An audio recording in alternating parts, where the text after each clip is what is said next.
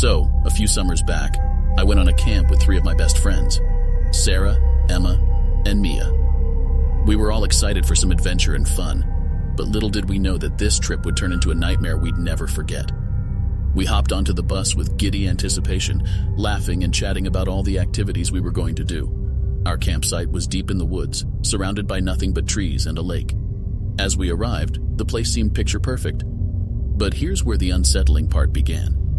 Our male teacher, Mr. Anderson, was accompanying us on the trip. He was in his late 30s, always a bit reserved and never seemed to smile. Maybe it was just his personality, but there was something about him that gave us all an uneasy feeling. Throughout the first couple of days, Mr. Anderson acted oddly. He would often linger around our group as if he was trying to eavesdrop on our conversations. Whenever we caught him staring, he quickly looked away, which made us even more uncomfortable.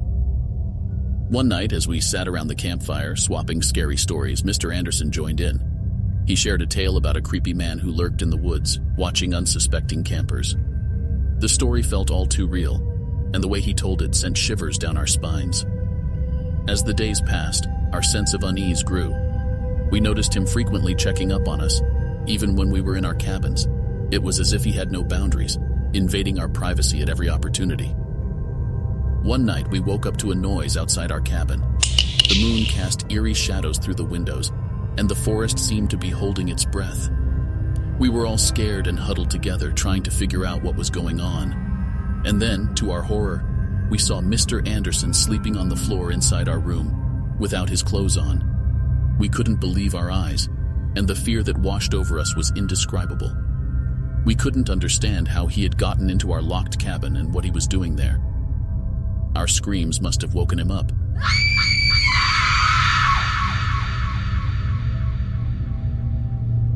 And he acted like he was just as shocked as we were. He quickly grabbed his clothes and fled the room, leaving us in a state of shock and fear. We reported the incident to the camp authorities, and they took swift action to ensure our safety. Mr. Anderson was removed from the camp and the police were involved. The rest of the camp was a blur of fear and discomfort. We couldn't shake the feeling of being watched, and the trust we once had in our teachers was shattered.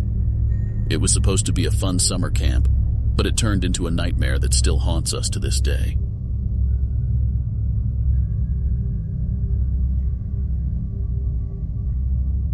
A while back, I decided to go on a solo camping trip in the woods to unwind from all the craziness in my life.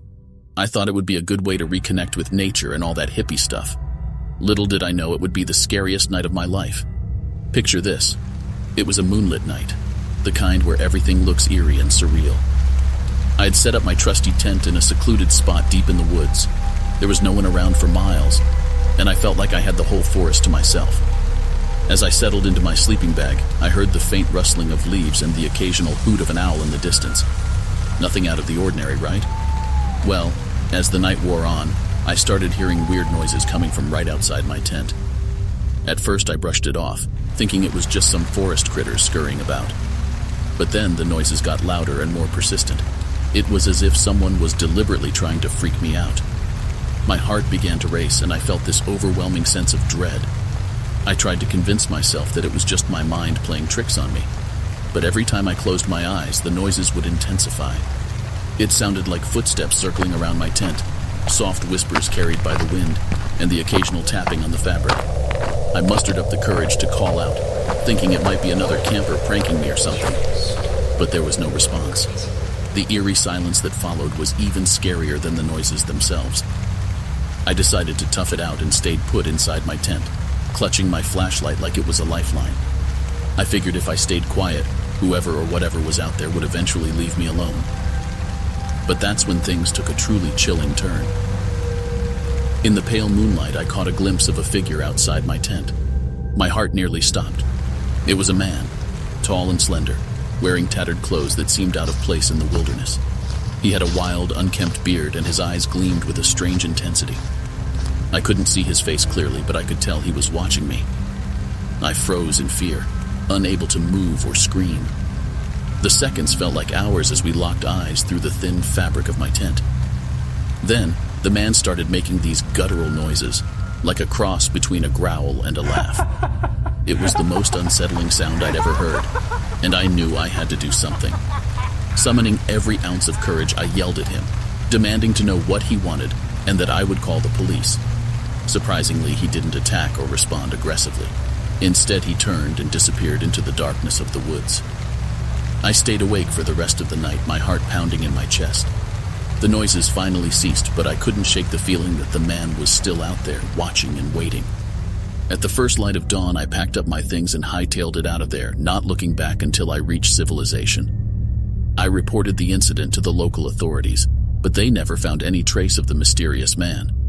To this day, I can't explain who or what that person was, and I shudder at the thought of what might have happened if I hadn't scared him off.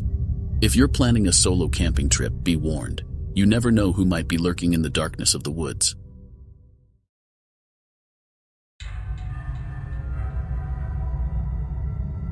Me and my buddy Jake decided to go on a camping trip deep into the wilderness.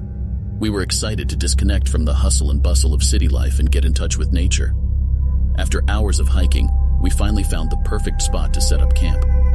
It was a secluded clearing surrounded by tall trees, and there was a small stream nearby, making it an ideal spot for a peaceful night under the stars.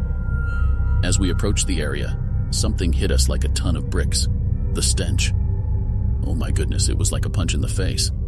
A putrid, nauseating smell hung heavily in the air, making us gag. The first thought that crossed our minds was that some animal must have died nearby, and the stench was lingering. Ignoring the smell as best as we could, we tried to find the source of it. We walked around, searching for any signs of a dead animal or something that might be causing the stench. But as we ventured further into the woods, the smell seemed to grow stronger. Now, let me tell you, it was a warm summer evening, and the smell mixed with the humid air was nothing short of torturous. Despite our growing discomfort, we were determined to find out what was causing the god-awful stench before we set up our tent. As we pressed on, branches snapping under our feet, we noticed that the smell was coming from a particular direction. The suspense was building up, and our minds were racing with possibilities. Maybe it was a dead deer or some unfortunate animal that met its end in the woods. But as we got closer, the smell became even more unbearable, and we noticed flies buzzing around in a frenzy. That's when it hit us. This wasn't just some dead animal we were dealing with. The smell was too intense, too sickening to be anything else. With trembling hands and anxious hearts, we followed the stench to its source. And there, just a few meters from where we had planned to set up our tent, lay a horrifying sight. A decomposing human body. I can't even begin to describe the horror and shock that washed over us at that moment. It was a scene straight out of a nightmare, a sight that would haunt our dreams for weeks to come. We immediately called the authorities, and they arrived at the scene to investigate. As it turned out, the body was of a missing hiker who had disappeared a few weeks ago. It was a tragic accident, they said, and it sent shivers down our spines to think that we were so close to a dead body without even knowing it. Needless to say, our camping plans were abandoned, and we hiked back to civilization, feeling shaken and disturbed by the whole experience. The memory of that putrid stench still lingers in my mind, a chilling reminder of the night we stumbled upon something we wish we hadn't. So, there you have it. A cautionary tale for all you camping enthusiasts out there. Always be vigilant and aware of your surroundings, because you never know what you might stumble upon in the depths of the woods.